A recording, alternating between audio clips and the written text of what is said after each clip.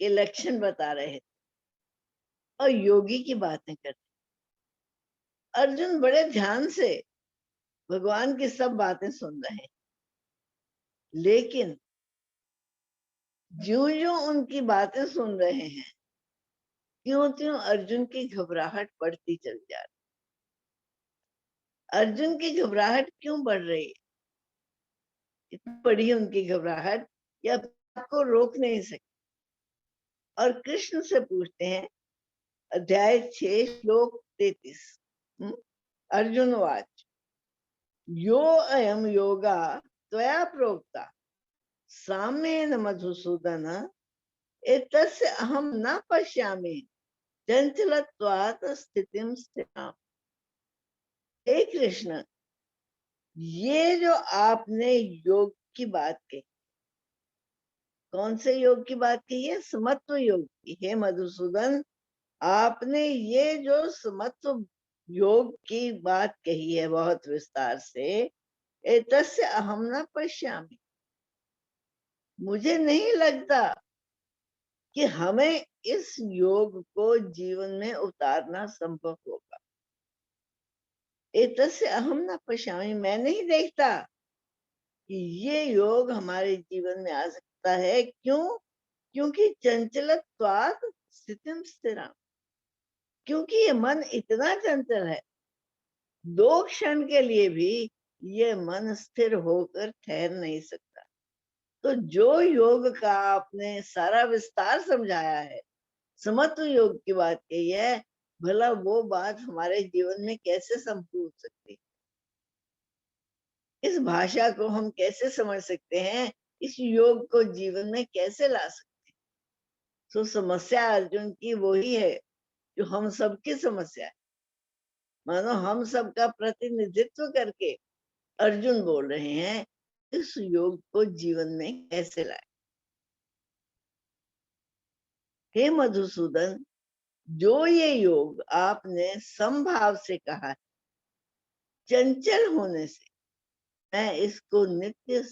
मैं इसकी नित्य स्थिति को नहीं देखता।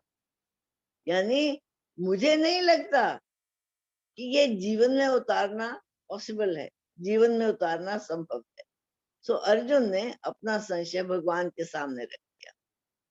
आगे इसी को कंटिन्यू करते हुए कहते हैं, चंचलम ही मना कृष्ण प्रमाथी ने बल बत दृढ़म तस्य अहम निग्रहम मन्ये वायुरेव सुदुष्ट। हे कृष्ण, ये मन बहुत चंचल, 2 क्षण के लिए भी ये मन स्थिर नहीं हो सकता।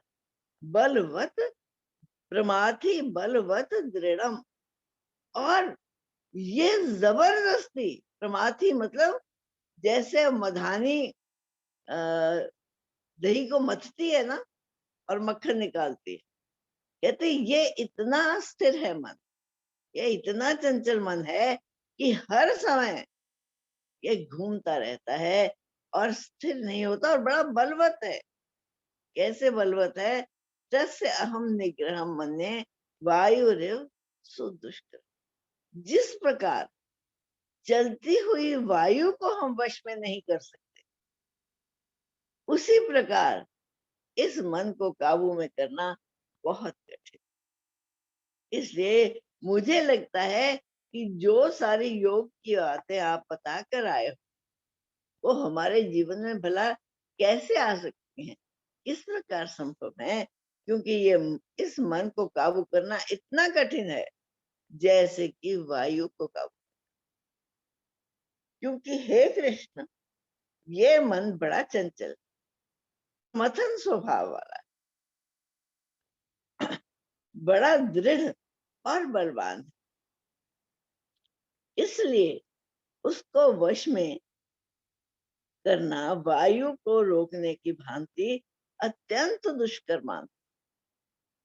सबसे कठिन काम संसार का क्या है? इस मन को काबू में करना। सो अर्जुन अपनी समस्या और अपना संशय भगवान के चरणों में धरते, और अर्जुन की बातें सुनकर भगवान उसको डांटते नहीं है, ये नहीं कहते कि देखो मैंने इतना समय लगाकर तुम्हें योग की बात समझाई, तुम्हें अभी तक समझ नहीं आई। कहते हाँ अर्जुन, मैं मानता हूं। असंशयम श्री भगवान उवाच, भगवान जवाब दे रहे हैं अर्जुन का, असंशयम महाबाहु मनो दुर्निग्रह चलम। हे महाबाहो, हे बलवान अर्जुन, असंशयम, पक्की बात है, इसमें तनिक भी संशय नहीं है कि ये जो चंचल मन है ना, इसको काबू में करना बड़ा मुश्किल, बड़ा कठिन है। लेकिन फिर क्या किया जाए? Is it impossible? अर्जुन को लग रहा है कि इम्पॉसिबल, तभी तो पिछले श्लोक क्या क्या है, भगवान कहते हैं मैं मानता हूं कि इसको काबू में करना बड़ा कठिन है, लेकिन अभ्यासेन तु कौन्ते वैराग्येन च गृह्य। दो रास्ते हैं, दो मेथड्स हैं इस मन को काबू में करने। वो कौन सा रास्ता है, कौन सा उपाय है जिससे ये मन काबू में हो जाए? भगवान कहते हैं अभ्यास और वैराग्य। अभ्यास और वैराग्य के द्वारा हे कौन्तेय इस मन को काबू में लाया जा सकता है। ये दो मेथड्स। हे महाबाहो, निस्संदेह मन चंचल और कठिनता से वश में होने वाला है, परंतु हे कुंती पुत्र अर्जुन, ये अभ्यास और वैराग्य से वश। अभ्यास, प्रैक्टिस, और प्रैक्टिस भी कैसे? बिना उठाए मन से बार बार अगर इसका अभ्यास करोगे, प्रैक्टिस करोगे, अपने मन को मनाने की कोशिश करोगे, अपने मन को योग की बात समझाने की कोशिश करोगे, और किस प्रकार से? वैराग्य प्रति उपरामता रख के, अटैचमेंट से नहीं, वैराग्य के द्वारा समझाओगे, तब ये मन समझ सकता है, तब ये मन रास्ते पर आ सकता है।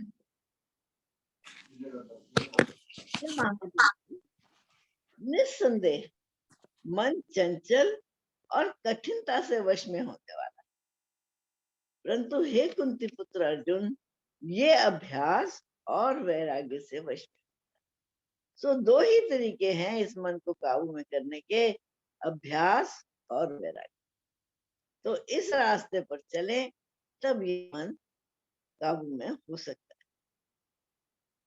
है। फिर आगे भगवान कहते हैं, असंयत आत्मा योगो दुष्प्राप में मत वश्यात्मना तू यतता शक्यो अवाप्तुम उपायता। कहते असंयत आत्मा, जिसका अपना मन उसके वश में नहीं, जिसका अपना आप उसकी बात नहीं मानता, ऐसे व्यक्ति के लिए योगो दुष्प्राप, उस योग को प्राप्त करना बहुत कठिन है। इति में मति, ऐसा मैं मानता हूँ, भगवान के। अब सीधी सीधी क्वालिफिकेशंस उन्होंने दे और तरीका भी दे दिया। कहते जिसका मन ही अपने वश में नहीं है, उसके लिए ये योग प्राप्त करना बहुत कठिन है, ऐसा मेरा मानना है, ऐसा भगवान मानते हैं। कहते वश्यात्मना तू यतता, यतन करते हुए, कोशिश करते हुए, अपने मन को जो अपने काबू में कर लेता, शक्यो अवाप्तुम उपाय, वो इस प्रकार से यत्न करके अपने मन को काबू में करके वो इस योग को प्राप्त करने के योग्य हो जाता है, वो इस योग को प्राप्त कर सकता। It is not impossible, but one has to work for it. बैठे बैठे योग हो जाएगा, ये बात नहीं। बिना प्रयत्न किए योग हो जाएगा, ऐसी बात नहीं। जिसका मन वश में किया हुआ नहीं है, ऐसे पुरुष द्वारा योग दुष्प्राप्य, यानी ऐसा पुरुष योग को प्राप्त नहीं कर सकता।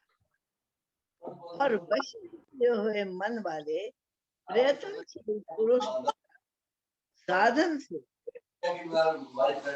न से साधन से योग का होना संभव है, ये मेरा मत है। भगवान कहते हैं ऐसा मैं मानता हूं कि अगर यत्न करोगे, अभ्यास करोगे, वैराग्य अपने जीवन में लाओगे, तो निश्चित इस योग को प्राप्त कर सकते। You will qualify for this. शक्य शब्द जो इस्तेमाल किया भगवान ने, शक्य, यानी तो काबिल हो जाएगा उस योग को प्राप्त करने का, अगर तू मेरे कहे हुए रास्ते पर चलेगा। अब अर्जुन अगली बात करते हैं, नया संशय। क्योंकि योग की बात सुनते हुए लगता है कि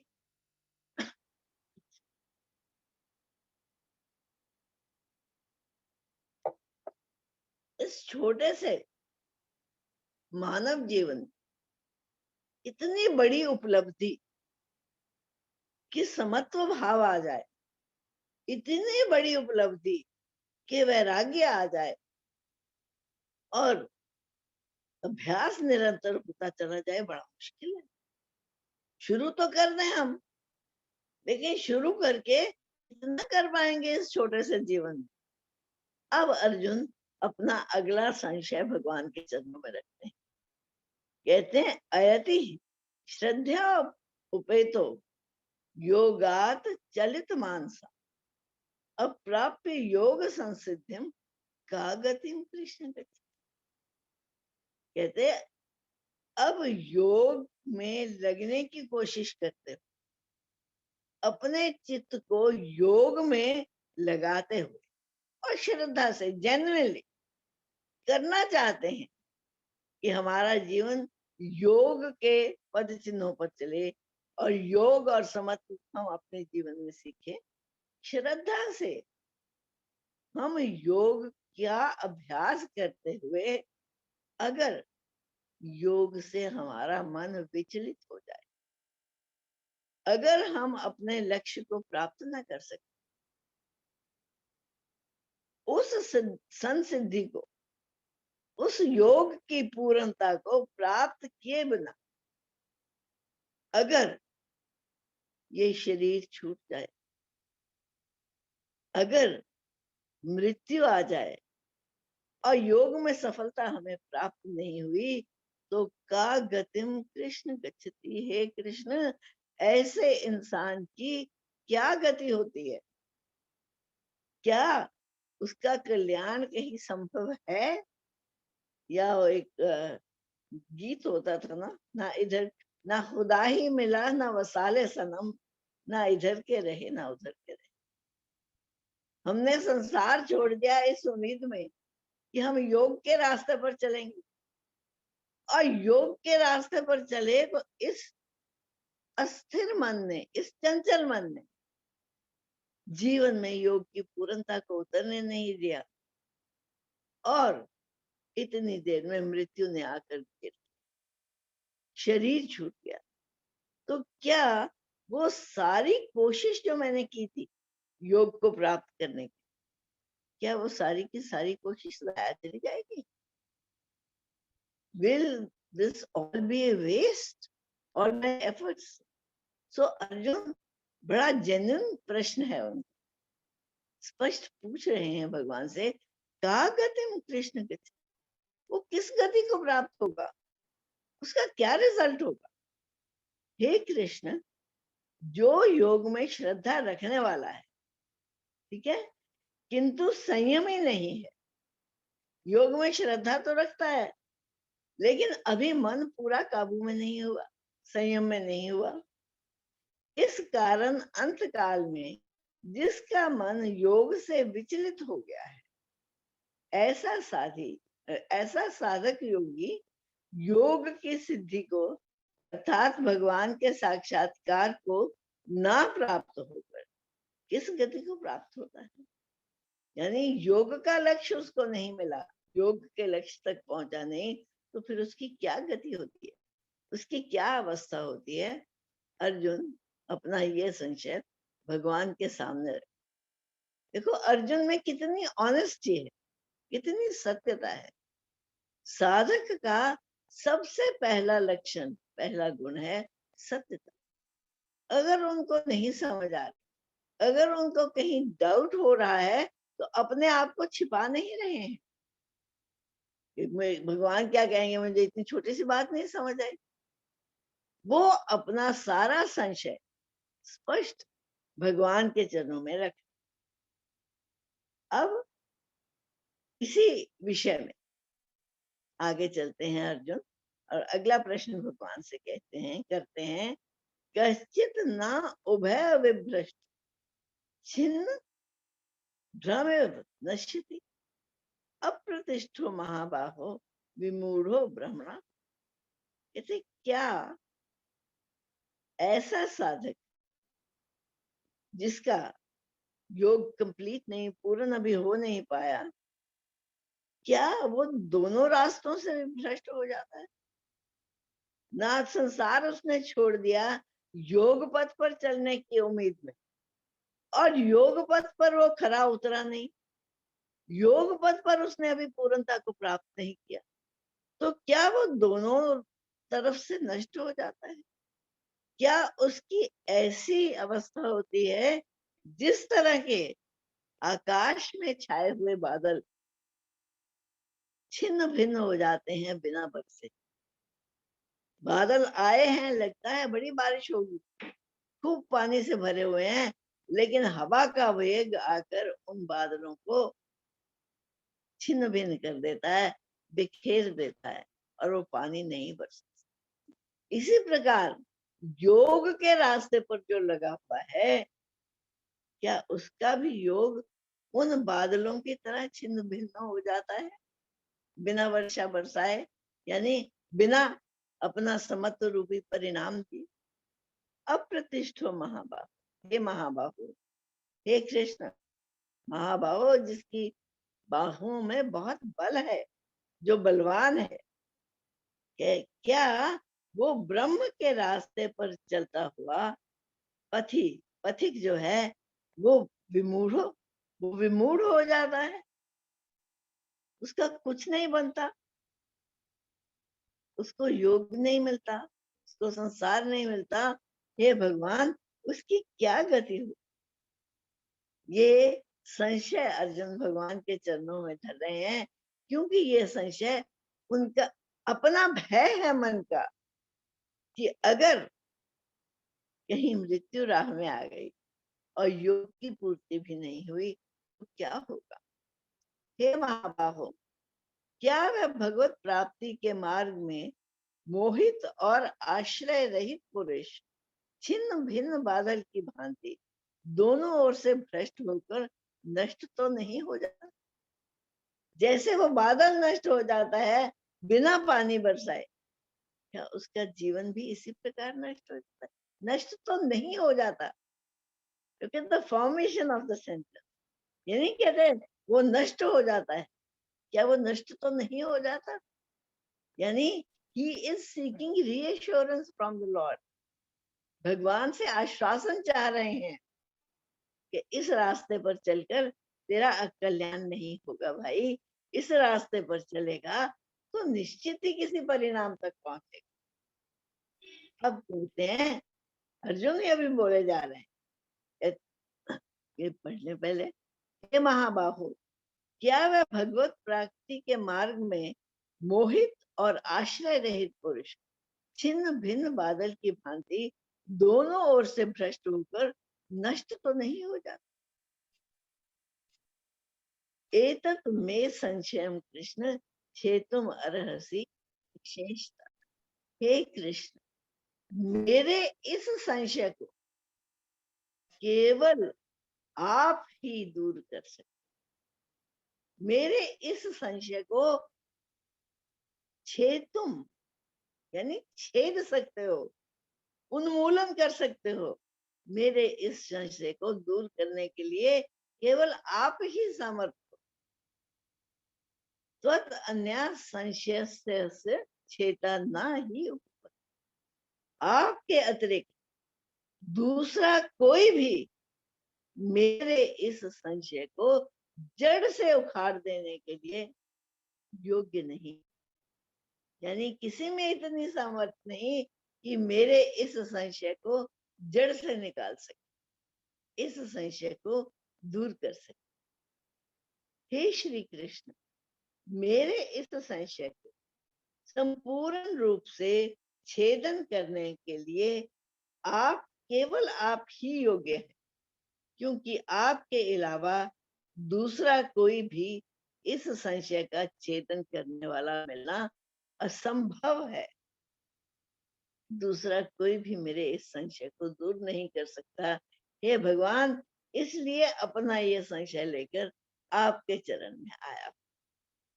अब अर्जुन की घबराहट और अर्जुन का प्रश्न सुनकर भगवान हंस दिए, और हंसकर उसको क्या कहते हैं श्री भगवान वाच, भारत न एव इह न मुत्र विनाशस्य तस्य विद्यते, न हि कल्याण कृत कश्चित दुर्गति तात गच्छति। देखो कितने प्रेम से भगवान संशय को दूर कर रहे हैं अर्जुन के, कि हे भारत,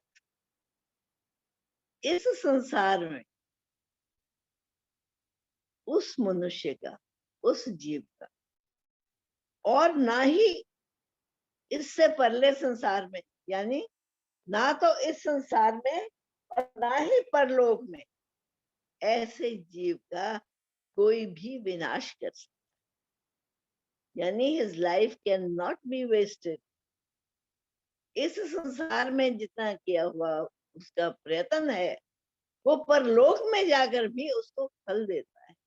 परलोक में भी वो निष्प्रयोजन नहीं रह जाता, उसका सारा प्रयत्न वेस्ट नहीं हो जाता। ना ही कल्याण कृत कष्ट, कहते कल्याण पर चलने वाले रास्ते का जो भी पथिक, जो भी साधक अपने कल्याण की कामना से अपने जीवन में उस योग का उपार्जन करने का प्रयत्न कर रहा है, न कश्चित दुर्गति तात गच्छति। हे तात, हे प्रिय अर्जुन को, बड़े जैसे कोई तड़पा हुआ बालक हो, चोट खा के आया हुआ, और माँ बड़े प्यार से उसका सिर सहलाती है, बड़ी प्यार से अपनी गोद में रखती है। तो चिंता ना कर बेटा, ठीक हो जाएगा अभी। भगवान कहते हैं चिंता न कर अर्जुन। ऐसा जो अपने कल्याण का साधन करने वाला साधक, ऐसा जो कल्याण करने वाला, अपना किसी दूसरे का कल्याण नहीं, अपना कल्याण चाहने वाला जो साधक है, उसकी कभी भी दुर्गति नहीं, उसका कभी भी नाश नहीं होता, उसके एफर्ट्स कभी भी वेस्ट नहीं। व्हाट एन आश्वासन। एक एक कदम पर ऐसा लगता है भगवान हमारा हाथ पकड़कर हमें आश्वासन दे रहे हैं कि घबरा नहीं, मैं तेरे साथ हूं, गिरने नहीं दूंगा तुझे। तो इस दूर से देख के घबरा नहीं कि इस दुर्गम पथ पर चलना बड़ा कठिन है, मैं नहीं चल सकता। मैं तेरे साथ खड़ा हूं ना, और तुझे श्योर कर रहा हूं कि कभी भी तेरे इन प्रयत्नों की दुर्गति नहीं होगी। They will never be waste.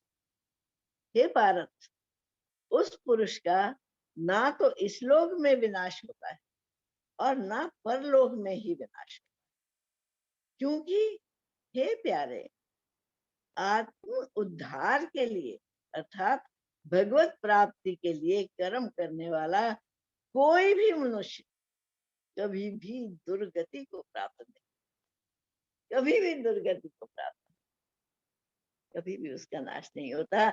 इस बात को समझ ले, इस बात को पल्ले बांध ले।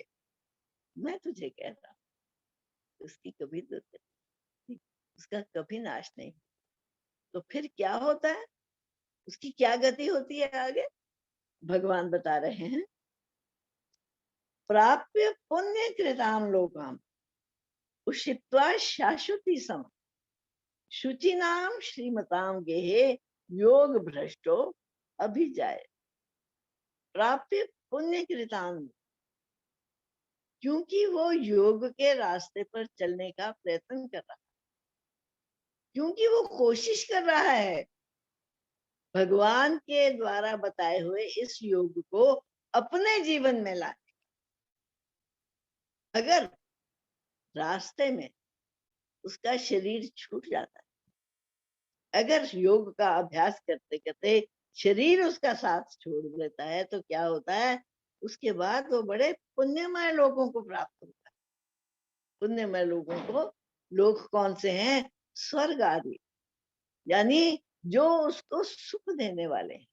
तो क्या स्वर्ग आदि प्राप्त करके बात वहीं खत्म हो जाती है? स्वर्ग आदि के भी तो जो भोग हैं, वो भी तो उपभोग। इस संसार में भी उपभोगों की कामना हो रही थी, तो स्वर्ग में जाकर भी अगर वो पुण्य लोकों में जाकर भी उसको उपभोग मिल गए, तो लाभ क्या हुआ, योग कहाँ गया?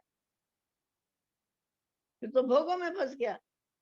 भगवान कहते हैं नहीं, उन लोकों में जाकर और बहुत काल तक उन लोगों का वो लोगों का वो सेवन करता है, यानी ही इंजॉयज, यानी सुख उसके जीवन का एक अंग बन जाता है, उन सुखमय लोगों को प्राप्त होता है और बहुत देर तक उन लोगों का उपभोग करके फिर क्या होता है, शुचि नाम श्रीमताम गे, फिर उसका कहीं ऐसे लोक में, ऐसे घर में, ऐसे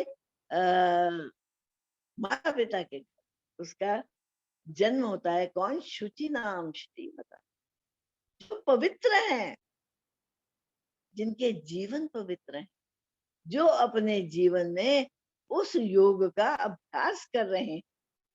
और श्रीमताम यानी जो बड़े श्रीवान हैं, संपन्न हैं, मानवान है, सब लोग उनकी इज्जत करते हैं, ऐसे पवित्र लोगों के घर में योग भ्रष्टो अभी जाए। जो योग जिसका रास्ते में भ्रष्ट हो गया था, यानी जो योग के रास्ते में कंप्लीशन तक पहुंचने से पहले बिछुड़ गया था, क्योंकि शरीर ने साथ छोड़ दिया था, वो फिर जाकर ऐसे लोगों के घर, पुण्य लोगों को भोगने के पश्चात ऐसे घर में जाकर जन्म लेता है, जो पवित्र हैं, जो मानवान है, जहां पर भगवान का नाम सहज ही है। यानी जन्म लेते ही उसके कानों में ध्वनि कौन सी पड़ती है, उसके संपर्क में क्या भाव आता है, क्या भाव उसके हृदय में होता है। भगवान कहते हैं वो शुचि नाम और श्रीमताम, पवित्र लोगों के घर में जन्म लेता है, जो योग के रास्ते से बिछुड़ जाता है।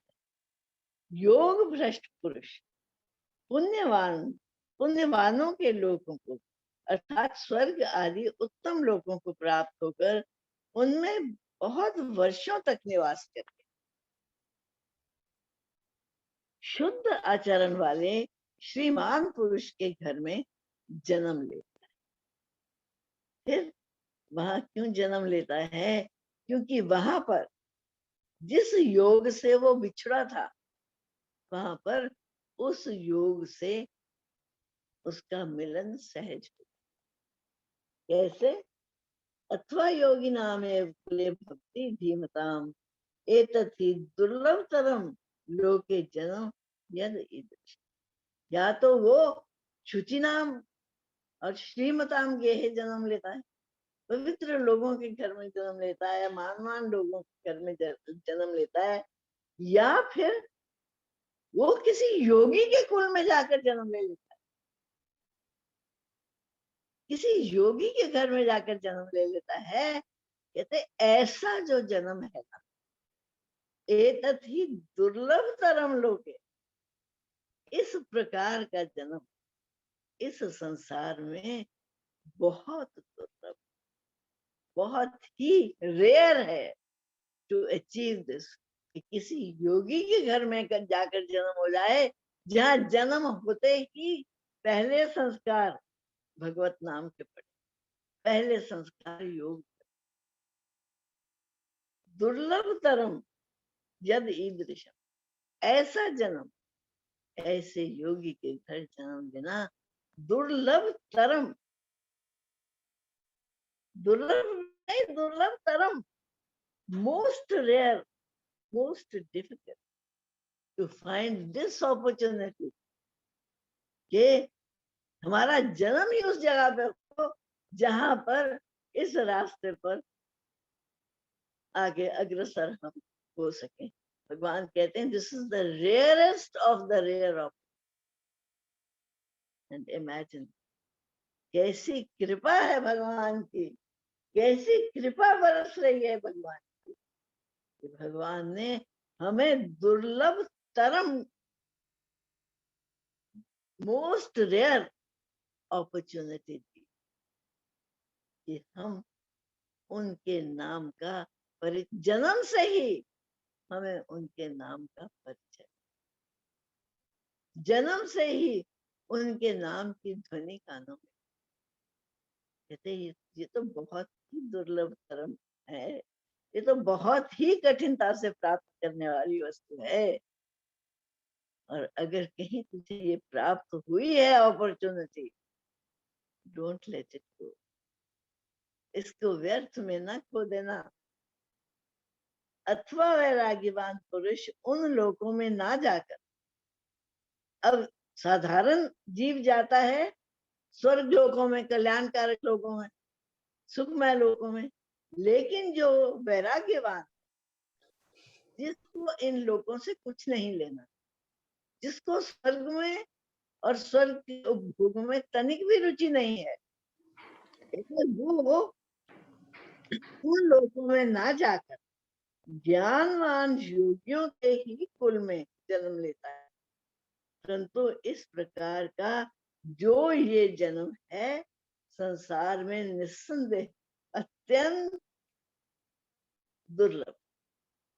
तो योगियों के घर जाकर जन्म लेना इट्स वेरी वेरी, भगवान बता रहे हैं। और वहां जाकर क्या हो, तत्र तम बुद्धि संयोगम तत्ते पौर्वदेहिकम। देखो भगवान का आश्वासन देखो, कहीं पर भी हमारे लिए संशय के लिए कोई स्थान नहीं है, डिप्रेशन के लिए कोई स्थान नहीं है। भगवान कहते हैं वहां पर जाकर भी बुद्धि संयोगम लभते पौर्वदेहिकम, जो पिछले शरीर में जितनी यात्रा तूने करी, पिछले शरीर में यानी पिछले जन्म में जिस समझ के स्तर तक तू पहुंचा था, जिस इंटेलेक्चुअल अंडरस्टैंडिंग को तुमने प्राप्त किया था, वहां पर योगियों के घर में जन्म लेकर वो तेरा पिछला जो योग था, पिछली तेरी उपलब्धियां थी, पिछली तेरी प्राप्तियां थी, वो बुद्धि संयोगम लभते, वो बुद्धि तुझे मिल जाती है इस जन्म में। जैसे ऐसे लगता है भगवान एक पोटली बांध के, संसार में तो हम जो कुछ कमाते हैं, जो कुछ उपार्जित करते हैं, जितना धन, जितना मान, जितना संसार, वो तो कुछ हमारे साथ नहीं कर सकता, सब यहीं पर रह जाता है। लेकिन भगवान कहते हैं योग के रास्ते पर तूने जितना यत्न किया है, तुझे जितनी समझ आई है, तूने जितना वैराग्य का अभ्यास किया है, ऐसे लगता है भगवान उस सारी दौलत की एक पोटली बनाकर, उस सारी दौलत को एकत्रित करके बुद्धि संयोगम लभते, वो सारी लाकर उस योगी के हाथ में पकड़ा देते हैं, ये ले, ये तेरी कमाई, अब चल आगे। क्या संसार में कहीं ऐसा सौभाग्य मिल सकता है? क्या संसार में कहीं ऐसी उपलब्धि हो सकती है जो मैंने कमाया था वो मेरे पास कोई आके कह दे ये तेरी पिछले जन्म की कमाई है, ये तेरा बंगला, ये ले ले। तू इतना पढ़ा था, इतनी एजुकेशन तूने करी थी, ली थी ना, ये ले, सारी की सारी एजुकेशन तेरे को मैं वापस देता हूँ। क्या संसार में ऐसा होता है? नहीं होता। भगवान कहते हैं उसको मैं उसके पिछले जन्म की जितनी कमाई है, जितनी बुद्धि उसने उपार्जित करी है पिछले जन्म में, वो वहां योगियों के घर में जन्म लेकर उसको प्राप्त कर लेता है। यानी जैसे भगवान आके उसके हाथ में वो गट्ठी पकड़ा देते हैं कि ले भाई ये तेरी कमाई है। यतते च ततो भूय संसिद्धु, कहते ततो भूय, फिर दोबारा से जितनी यात्रा वो करके आया था उसके अगले कदम फिर उसके उठने शुरू हो जाते हैं। फिर उसका यत्न वहां से शुरू होता है जहां तक उसकी यात्रा हो चुकी। अगर वो 20 कदम चल चुका है ना, तो वो 20 कदम वेस्ट नहीं जाएंगे। अब यात्रा 21वें कदम से शुरू होगी। वहां उस पहले शरीर में संग्रह किए, देखो कैसा आश्वासन, पहले शरीर में संग्रह किया हुआ क्या हमारे पास कुछ बचता है? क्या हम कभी कुछ ले जा सकते हैं? भगवान कहते हैं हाँ, जितना योग तूने संग्रह किया है, जितना भगवत नाम तूने संग्रह किया है, बुद्धि संयोग का अर्थात समबुद्धि रूप योग के संस्कारों को अनायास ही प्राप्त हो जाता है। अनायास यानी विदाउट एनी एफर्ट। बैठे बैठे तेरी झोली में वो दौलत अपने आप आकर गिर जाती है।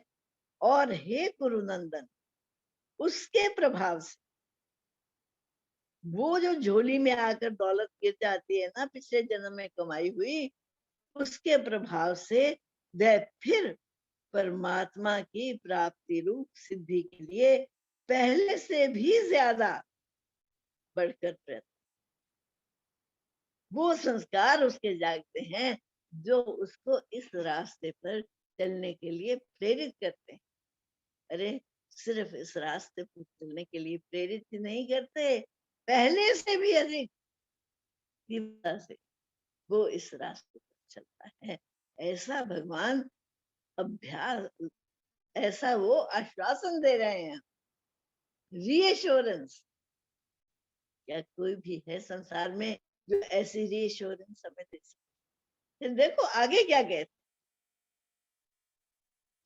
पूर्व अभ्यासेन तेन ह्रियते ही अवशोभे जिज्ञासुरपि योगस शब्द ब्रह्म अति पर। पूर्व अभ्यास से जो उसने इकट्ठा किया था, जो उसने उपार्जित किया, जो दौलत उसने कमाई थी, कहते वो जो दौलत है ना,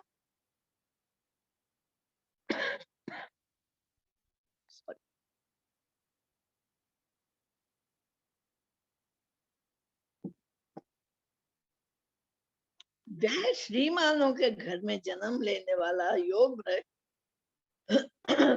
पराधीन हुआ भी, पराधीन किसके? जन्म लिया नन्हे शिशु के रूप में, शरीर नन्हे शिशु का है, बुद्धि छोटी सी है, मन छोटा है, पराधीन शरीर के है, पराधीन परिस्थितियों के है, लेकिन उसके बावजूद भी उस पहले अभ्यास से ही निस्संदेह भगवान की ओर आकर्षित किया जाता है। जबरदस्ती उसके पांव उस रास्ते पर चलने लगते हैं, भगवान की तरफ चलने लगते हैं, अपने कमाई नहीं। संतों के जीवन पढ़ते हैं, सुनते हैं कि वो जी शिशु चुप ही नहीं होता था, वो रोता ही जाता था, रोता ही जाता था। जब उसके नाम कानों के पास नाम का संकीर्तन आरंभ करते थे, तो खिलखिला के हंसने लगता।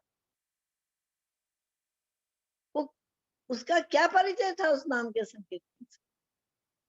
उसकी क्या रुचि थी उस नाम में? वो उसकी पिछले जन्म की कमाई थी।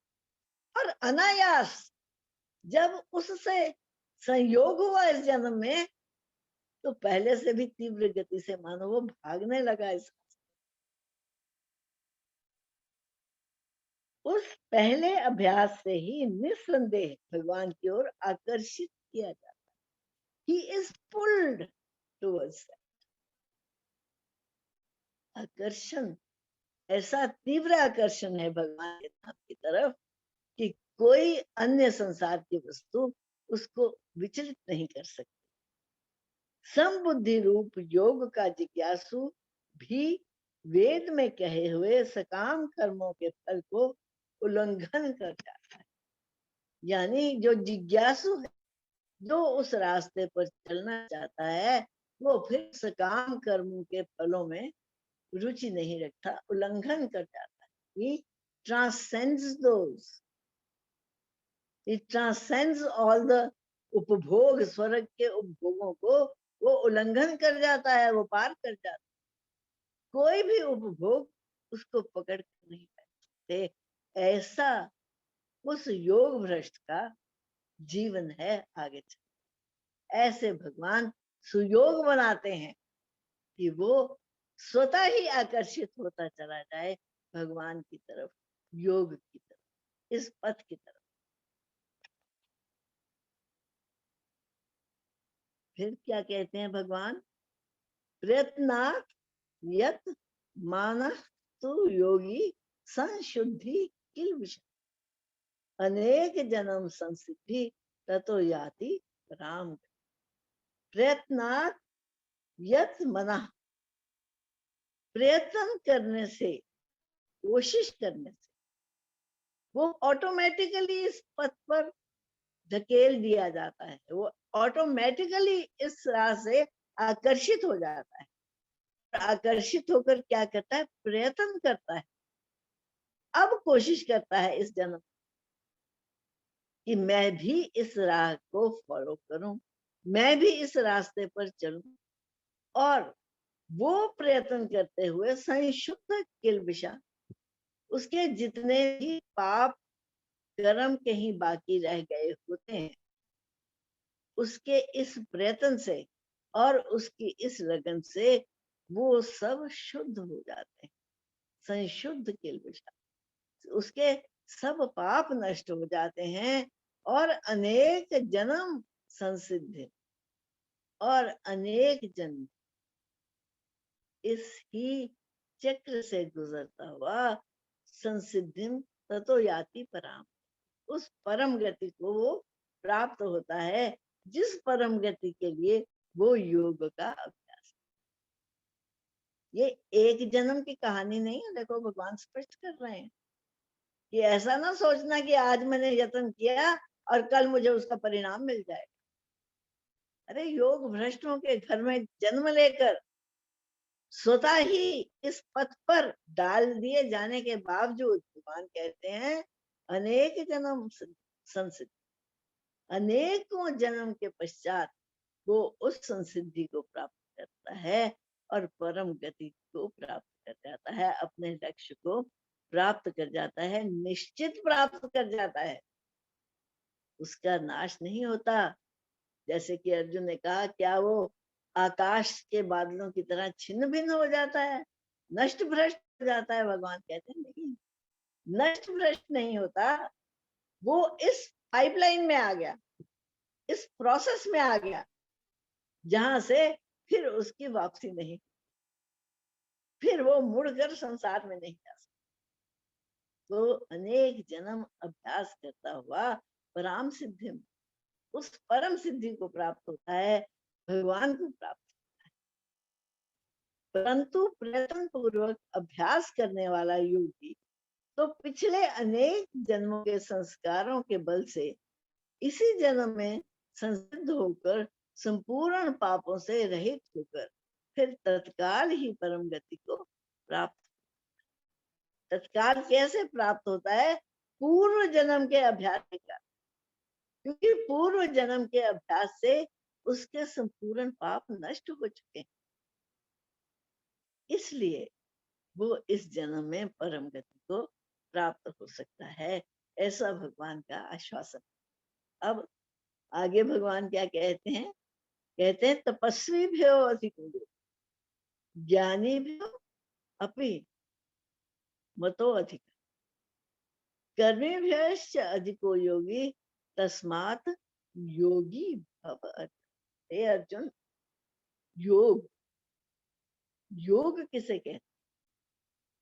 योग कहते हैं यूनिसन, योग कहते हैं मिलन को, योग कहते हैं एक हो जाए।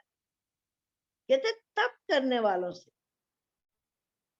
यानी अपने शरीर को कष्ट दे दे के सुखार देने वाले, कठिनाइयों में अपने शरीर को उस अग्नि में तपा देने वालों से तपस्वी भी अधिको योगी। जो योगी है ना, वो अधिक श्रेष्ठ, क्योंकि उसका आंतर में भगवान से जुड़ा हुआ है, आंतर में वो एक रूप हुआ है।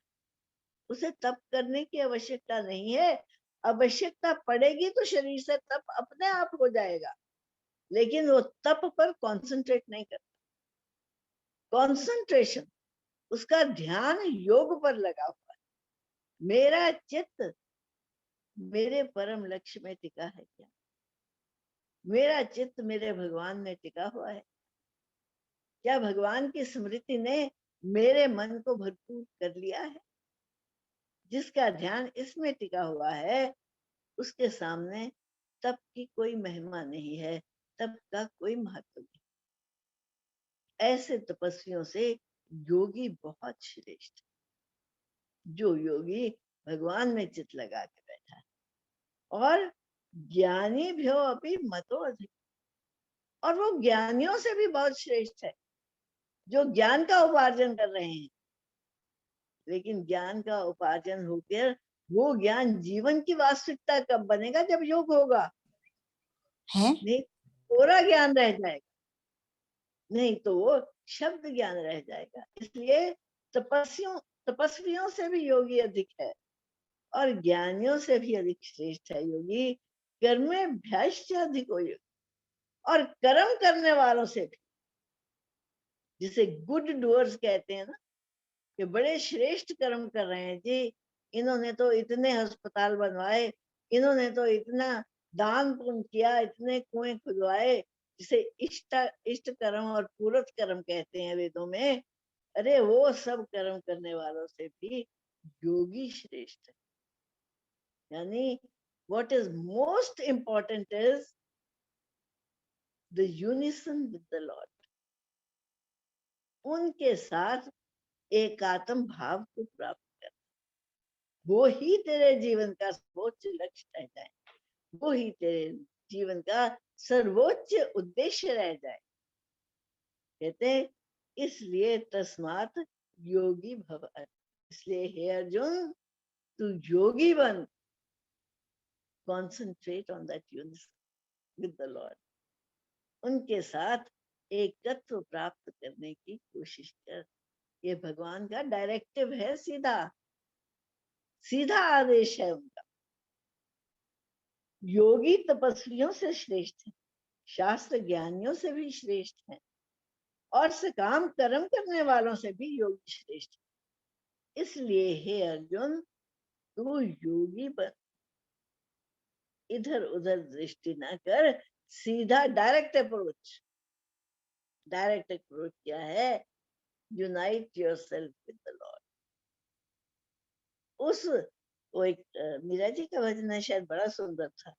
पत्थर पूजन से हरि मिले, तुलसी पूजन से हरि मिले, तो मैं पूजूं तुलसी झाड़, और पत्थर पूजन से हरि मिले तो मैं पूजूं पहाड़।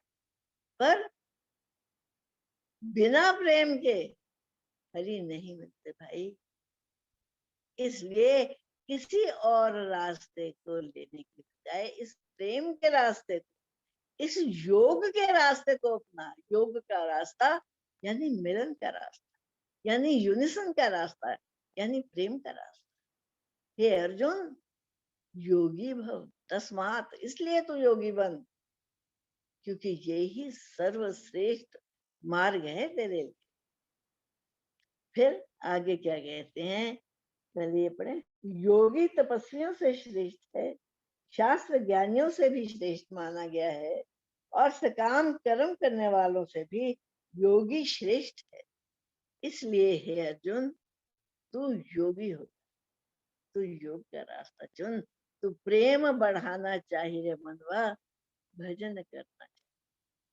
जितना जितना तेरा प्रेम बढ़ेगा, उस सत से बाकी आवरण अपने आप, बाकी बंधन अपने आप छूट चल जाएंगे और तू स्वतंत्र हो जाएगा। योगी नाम अपनी सर्वेशाम मद गतेन अंतरात्मना श्रद्धावान भजते यो माम स में युक्त मतो। देखो कैसी बात भगवान कर रहे हैं, कैसा इनकरेजमेंट दे रहे हैं। योगी नाम अपनी सर्वेशाम मद गतेन अंतरात्मा, कहते और सारे योगियों में भी, सर्वेशाम संपूर्ण योगियों में, जो कोई भी जैसा कोई भी यत्न कर रहा है, उन सब में से भी जिसका अंतर आत्मा, जिसका चित्त मद गतेन मुझ में टिक गया है, जिसका भाव मुझ में लग गया है, ऐसा श्रद्धावान भजते यो माम, ऐसा श्रद्धा पूर्ण जो जीव है, जो मेरा भजन करता है ना, सब में युक्त तमो मता, मेरे लिए वो ही सबसे अधिक प्रिय है। वो निरंतर मुझ में टिक जाता है। युक्त तमो यानी हिज, उसका मिलन मेरे साथ इज द सुपीरियर, वो मुझसे पूर्णतया मिल जाता है, ऐसा भगवान कह रहे हैं।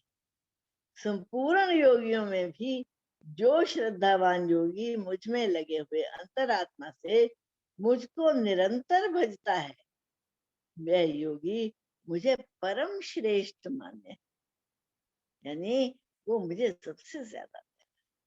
देखो कैसा कैसा भगवान आश्वासन दे रहे हैं और कैसे कैसे प्रलोभन दे रहे हैं अपनी ओर आने के लिए। उसके फल बता बता कर कि मुझे सबसे प्यारा वही लगता है, क्या मेरा सबसे प्यारा नहीं बनना चाहता तुम? वो अर्जुन को अपनी ओर आने का निमंत्रण दे रहे। तो ये संपूर्ण योगियों में भी जो श्रद्धावान योगी मुझ में लगे हुए अंतरात्मा से मुझको भजता है, वह योगी मुझे परम श्रेष्ठ, यानी वो मेरे लिए सबसे अधिक प्यारा है। तो भगवान ने योग का रास्ता बताया, उस पर चलने की विधि बताई, आश्वासन दिया कि इस योग के राह पर चलने वाले का कभी नाश नहीं होता। जहां तक उसने कमाई करी है भाई, उससे आगे मैं उसको लेके चलता हूँ। उसका पिछला ट्रेवर्स किया हुआ, पिछला चला हुआ रास्ता कहीं विनष्ट नहीं होता, कहीं वेस्ट नहीं होता। ओम तत्सत इति श्रीमद् भगवद गीतासु उपनिषत्सु ब्रह्म विद्या योग शास्त्रे श्री कृष्ण अर्जुन संवादे आत्म संयम योग नाम षष्ठो। तो हमारे षष्ठो अध्याय की यहाँ पूर्ति हुई आज। भगवान ने thank you Vishnu, thank you.